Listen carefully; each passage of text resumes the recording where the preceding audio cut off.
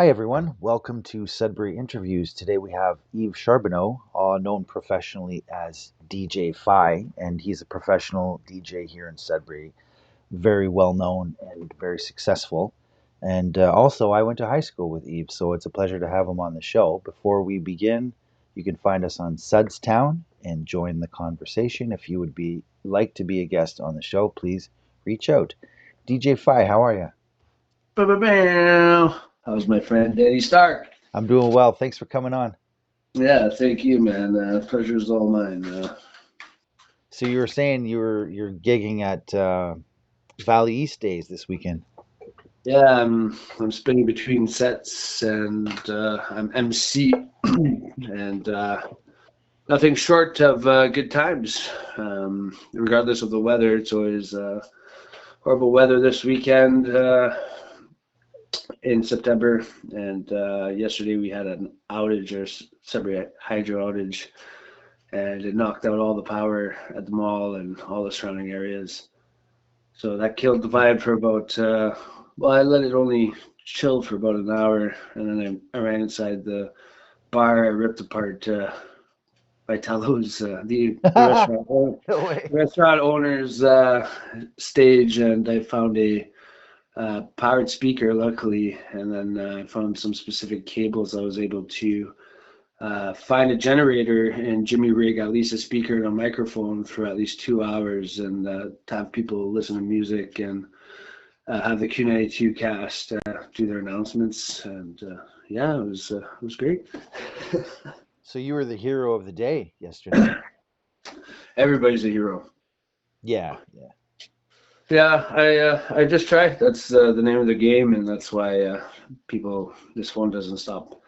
And they just know that the service will be there regardless of the music and the entertainment, and that's what FI stands for. It took me about 10 years to come up with that name. It's for your entertainment, and there's nothing better to represent me. So tell us about your beginnings with music, how you got into the business, because I know you're a singer and a guitar player too. So how did you start out? It started out with family. So it was family. I grew up in a really Catholic household, and so church every Sunday, lots of singing, lots of family events on the weekends, a lot of uncles and cousins playing guitar and singing, and it was always fun to sing along. And then until you figured out that someone couldn't finish a song on any type of instrument they were playing, that encouraged me a little bit to play guitar, because I said, well, I can sing a song from start to finish. I can play one too. And yeah, my sister's Jose. She was a major tenor for York University. So she was a pro opera singer. My other sister Mel, she's more of a closet singer. Beautiful voices, both of them. And me being the younger sibling and growing up with that, I just wanted to harmonize and be as good as them. It will never happen, but I'd like to think so. So yeah, that picking up guitar, then high school came around, and there was the music group there. That's how I got to meet you. You were actually one of my idols too when I was younger. Seeing you play and sing a good song, play guitar properly, and sing the song from start to finish and hit those notes. It's encouraging to see others do that, especially at a young age, and when you have the passion for it. There was you, there was Ron, there was Justin. Uh, there's a whole bunch of wicked artists at that school. It's unreal. And yeah, I kept going with that. I joined the school band. I brought back the school band too. We wrote a new theme song for that high school, which went great. We traveled a bit in grade 12 with our band E.J. Kib. And then I branched off from that early in high school. I had a band called Neglected by Society with a bunch of guys from Horizon as well.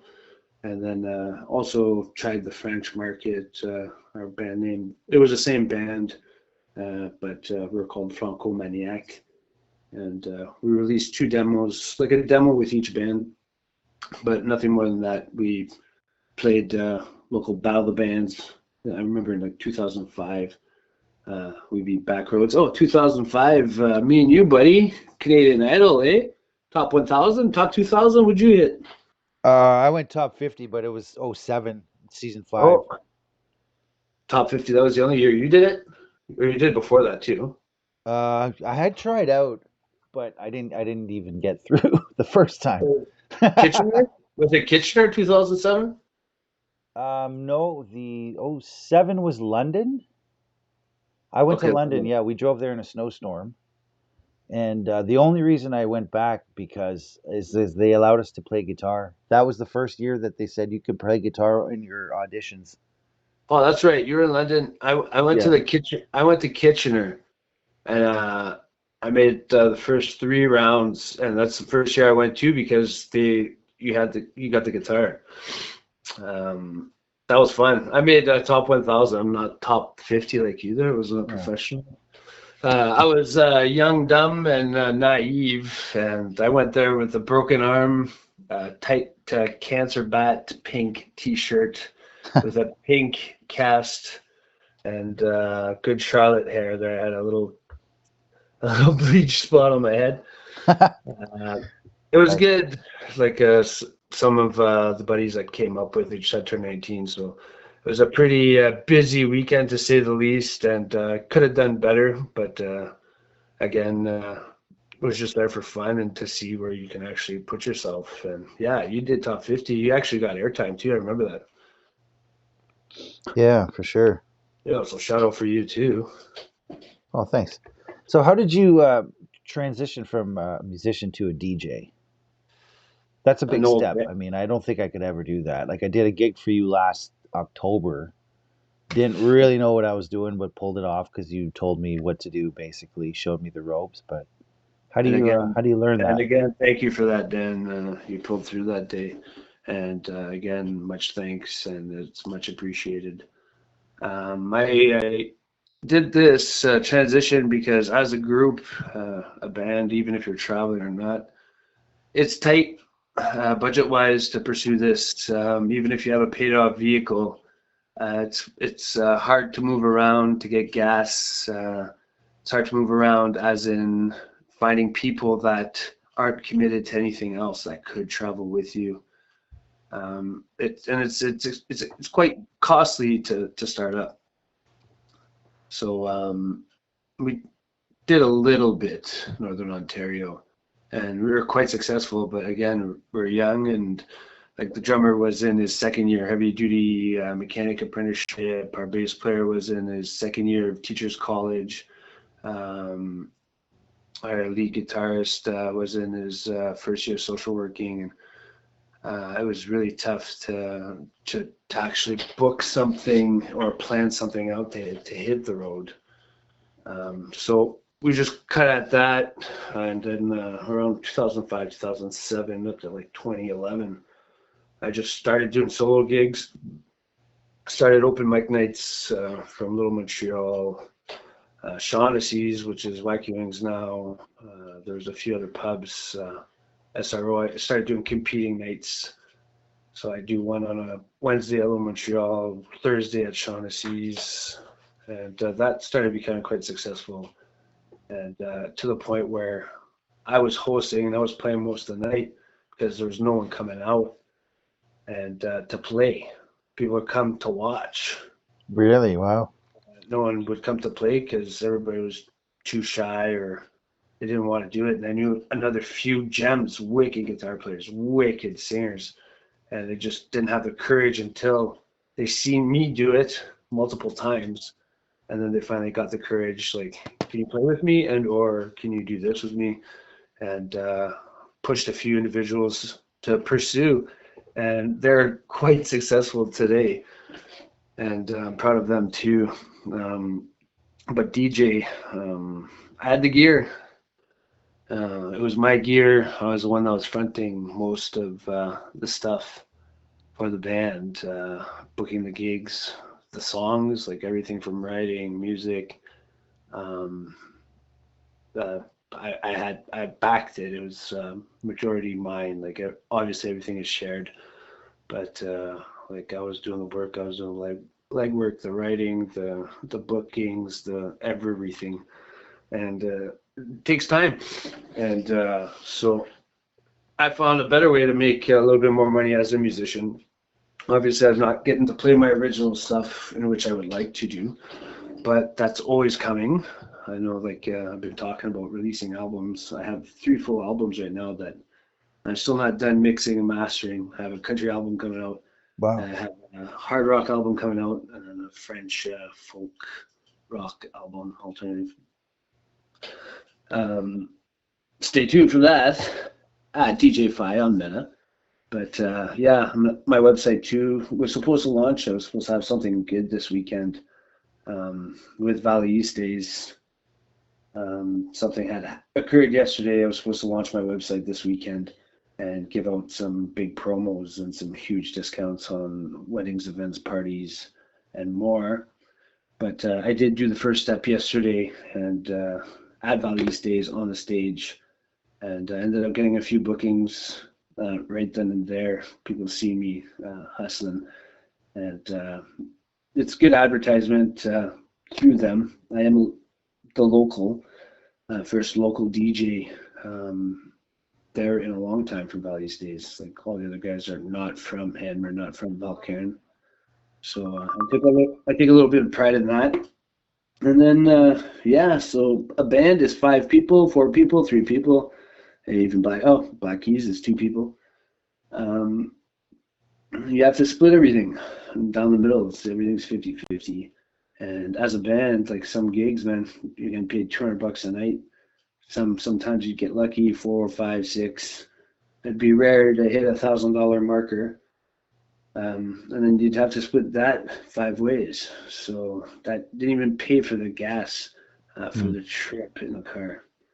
So once we're all starting to grow apart, we're turning into adults, and we're all going our separate ways. So someone said, "Hey, well, you got the gear. Why don't you become a DJ? You love to sing. You love to do karaoke. Like you don't need a band." And I said, "Yeah, that's right. I don't need anybody." And so, so it's fun doing it with others. But then, getting that $200, getting that $400, $600, that $1,000 marker to yourself, compared to splitting it 5 ways, makes it bigger.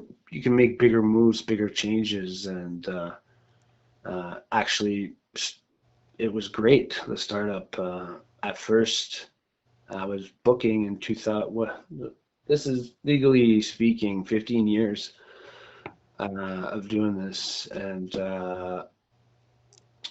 it was great. I started low, and $400 a night, just to spin, play music, or MC, or just bring gear out.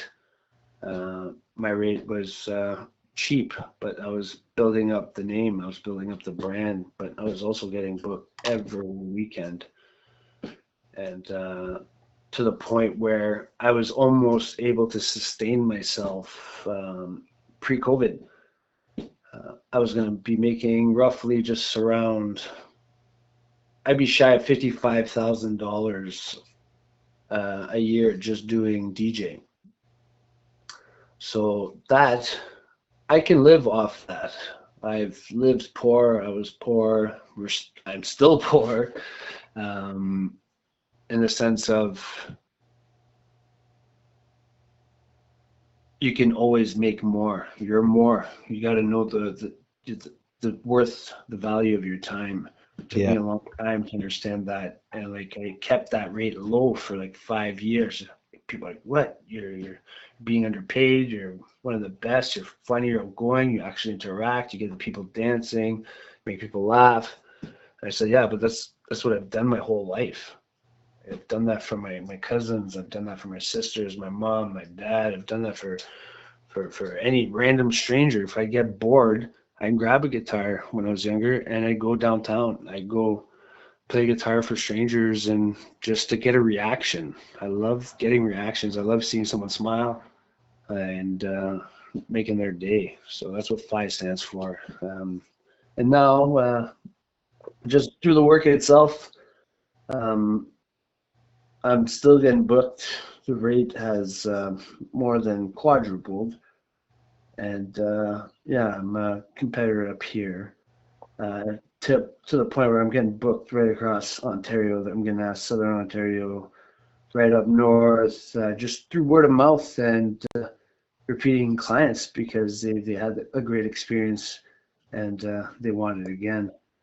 And one time I just recently, like right after COVID, I went to Toronto with a friend because there was an MC competition, and I went there, and maybe I wasn't in the right state of mind at the time, but I ended up coming up runner up out of like 100 people, and I was the only one that was in the local in that area. Wow. Yeah, so that pumped me up. So I was like, yeah, because I can freestyle a little bit. Like I'm really good on spot. Like you name it. I know how to handle the mic. I know how to properly communicate.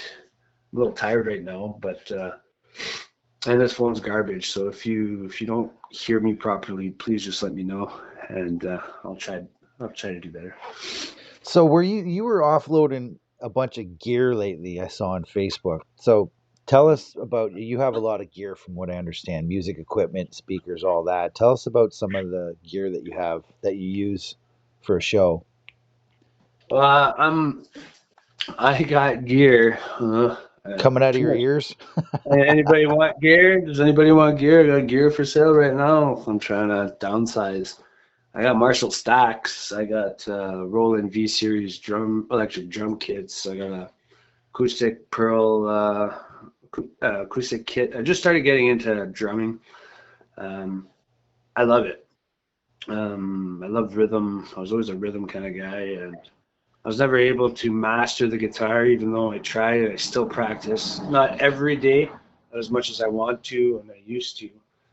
But I'm already excelling in drums compared to guitar, just because fingers compared to Arms. wrist movements and throwing a stick against a vinyl skin and or like a what a difference, and I'm loving that.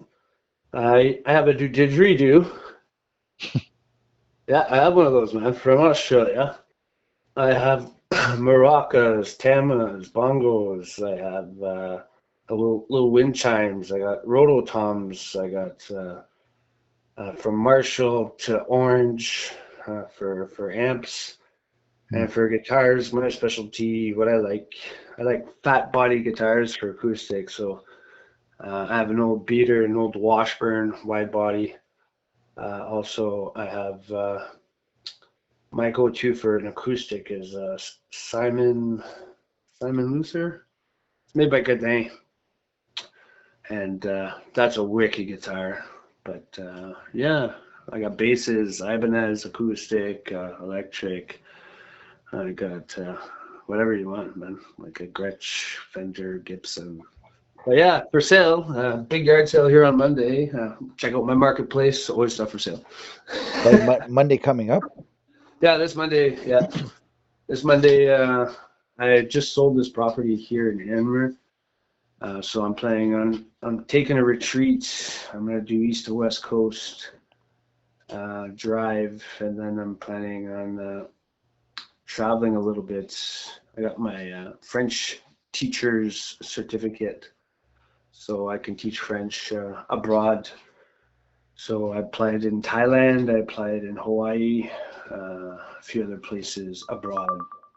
I really want to be oceanside or water. I want to get in that water. I always loved water, and I want to see what's in the water. I want to feel something different. I always love to swim. Swim is a natural euphoria for me. It gets me really, really high naturally, and I love it. I always loved water.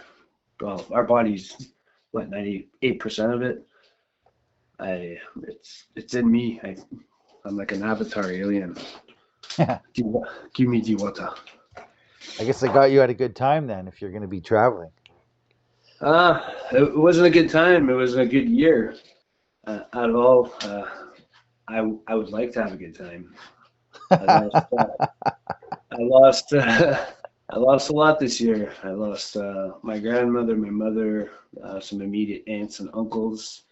I lost a friend. Lost my wife, and I'm now about to lose the house. Uh, so not gonna lose the house. Don't want to lose the wife. Everything's amicable. But yeah, it's been an intense year, and I was never one to believe in mental health. I was never one to believe any of that sort because I had a lot of friends growing up saying, "Oh, like I grew up with a doctor saying the person has three things: they're diagnosed with this, this, or this." And whoever says mental health, my old family doctor, which is no longer in practice, said there's no such thing. Now I am a strong believer, and I'd like to apologize to everyone too that if I was hard on them growing up, uh, I'm sorry. Mental health is real, and I feel it. I felt it, and I'm always here too. My lines are always open. My email's always there. So if anybody needs to talk about anything, I have a gentlemen's club. It's called Gentlemen's Club, and it's once a month. A bunch of us. It's not only for men. I just call it Gentlemen's Club. I invite everybody over, and then I have a fire, and we just talk, we vent, because it's better with. It's actually been growing, and it's actually been quite crazy and inspiring. It's motivating. It shows a lot of people still have empathy, that still care, still love. I got love twice in my life, and it was from my mom and from my wife here. So seeing strangers come out and actually throw it all out there is quite inspiring, and it's moving, and there's something generating out of this. There's something that has been created and is going to have to continue because it's helping people move on. And again, like with this, by the end of the night, we put some instruments, bongos, guitars, and it's just always a good time. Always a good time. Every day is a blessing, eh? Every day when you wake up, it's a blessing. You're still here, and it's you can always make a move, make a change, and yeah, I consider this heaven. If people believe in heaven or hell or have a specific religion, I believe that this is our afterlife. There is nothing after this. So you got to move today. You got to make the best out of today, because you won't be able to moving forward. That's my belief. That's what I think, and I'm trying to do exactly that. I'm trying to move forward. I'm trying to help where I can, and now just getting older. I want to explore a little bit. I want to work on my music on my own time. I'll have a little bit of time to do that now. That I have time, and it's always good to make time too if you don't have any, because then you can't really see what you really want to do. You can't really see where you want to go, or because there's constant obstacles in your daily life. You're doing good with this podcast too. You're doing a few other things, you're still pursuing it. This is a passion. Like that's what it is with DJ FYE. It's a passion of mine. It's become a job, and sometimes your jobs you're working. Sometimes you don't like doing what you're doing at your job, but it's always rewarding and always a good time. Always a good time. So DJ FYE, I just want to make a note that I feel that you're very inspiring as a person. So if I ever inspired you, well, you're paying me back. So the next question that I ask every guest. It's the same question exactly. So here it is. We have about 5 minutes left. Okay. What is one thing that you feel would make Sudbury greater? That's like asking me 1 + 1. What does that equal to? A lot of people say oh, well, 1 + 1 = 1. And then other people say, well, 1 + 1 = 2. Well, what makes Sudbury better, if you actually look into the history of Sudbury, the Valley, it is a mining town. And it's unreal, like from the 70s, the 80s, how it was a dirt road. Paris was a dirt road, and then it's paved the next year, and there's Science North right beside it. Unreal, the growth here in Sudbury overnight. But right now, everything's backwards. They should have kept everything local. Nothing's local anymore. It goes local, it's no longer local, and stuff stopped progressing here. Stuff just stopped since the 80s and the 90s. Nothing. Sudbury hasn't moved forward since then. You look at all the jobs like that have the highest turnovers for employees. They're still there, still the same jobs. What we need is a new face. What we need is togetherness. We need people to stand up and say, okay, it's time to exactly that, move on. What would make Sudbury better is proper communication. It's, teamwork. It would be actually standing up and showing up. There's talking. What was that? What we were discussing the other day, me and the wife. They're saying there's you can walk the walk and talk the talk. Well, when I talk the talk, best believe that I walk it. Whatever I say, I do. Whatever others say, and this was tough too. You get to see this growing up. A lot of people say that they're going to do something and they don't. And that's 50-50 now. And that's due to, could be multiple things, but you want to do something for you. You got to do it for you. And best thing for Sudbury right now, man, oh man. Music-wise, everything downtown is old. Downtown's got to shift. Nightclub's still a nightclub. There's maybe a new restaurant popping here or there. They're promoting downtown. And yet it's the most unsafe area to be in Sudbury right now due to the drug epidemic, homelessness. There's always something happening downtown every day. And that too, like our media, our municipality, our city, not everybody is 100% honest. And the media doesn't release everything that happens in the city every day. Like people are like, oh, bonjour, oh, c'est beau. But really, there's someone dying every day from a drug problem, or someone dying due to opiates, or there's somebody dying due to a murder, and they don't share that information. And municipalities, when you're a neighbor, when you have somebody beside you and you hear something, you spark up a conversation and you find something out. Well, I call that, I want to hear it. I need the truth. Like I call it BS a lot, eh? Like you tell me something and I don't believe you, I'll say it right there in your face. BS. Prove it. It's another thing I say, prove it. And, it's 50-50. Some can, some can't. And Sudbury can't. Sudbury can't move forward. This is going to be the same town that it's been. Unfortunately, with the federal government, with immigration, we have a lot more competition now for jobs. And best believe that those immigrants, too, know how to play music, know how to sing. Oh, dude, unreal. This guy was singing like Mariah Carey there the other day, and he was like 4'0" there, a nice little thick mustache. And I was like, what?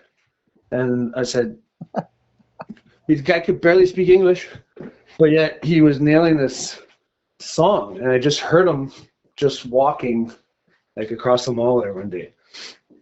And I encouraged that. I said, hey, I'm DJ FYE. So draw me a line, and I want to help you, help. That's what it is. Sudbury moving, you just got to be there for other people because the city is not there. Sudbury's not going to move forward The mine will still be there. You either have to be a miner or a teacher here to survive. You can't survive on,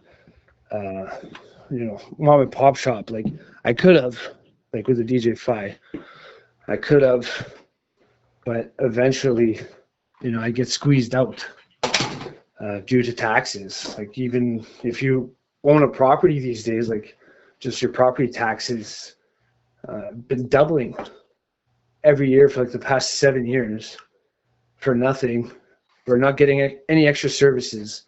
If Sudbury would have stayed Sudbury and would have kept the valley separate, remember like how things were different? Our roads were plowed in the valley. We had nice lights on our street posts. Everything was neat and clean in the valley before it amalgamated to the city. And now like I'm paying extra property taxes because I'm considered in a school zone. The school's on the other side of another street. And I'm still getting billed for it, and I'm the last road getting plowed. I'm the last road, getting salted. Like it's all backwards. It's all political, and I'm not getting into that. I got a lot of people saying that, oh, you should jump into politics. No, I was like, yeah, sure, no. Maybe if the old mayor from Toronto was still around there, I'd probably kick it with him for a little bit. I'd like to poke his brain there. Mr. Rob Ford. But he was a people person, regardless of how, how people portrayed him. He was actually on the streets. He was out there. I met him one time, and it was pretty surreal, like how open and honest someone could be, but then yet, have a slight issue, and then it turns around, but he still got elected. It just goes to show, if you're a people person, people are there. If you're not, people won't want to listen, won't want to tune in. People won't want to share or because now it's all social media. Yeah. The Sudbury I want is online, and like the online Sudbury is people like you and me, friends and family, and it's all artists supporting each other. Because no one else will. You know that. Well, hey man, that's our time for today. Sudbury interviews, everyone. And Yves, I want to thank you sincerely for taking a moment, because I know you're very busy, and you're going to play today at Valley East Days. I might even pop by there, check that out. 48th anniversary of Valley East Days here in Hanmer, Ontario, and tonight we have a Aerosmith cover band starting up at 7. Then we have Finger 11 that's headlining. So should be a good turnout. Yesterday we hit around like 400 or 500 people. Tonight we're expecting around 18 to 2,000, depending on the weather. So if you haven't gotten your tickets, come out, get your tickets, come have fun. I'll be there. Come say hi. Right on, man. I appreciate you, Dan. I appreciate you. Take care, brother. You too. Bye.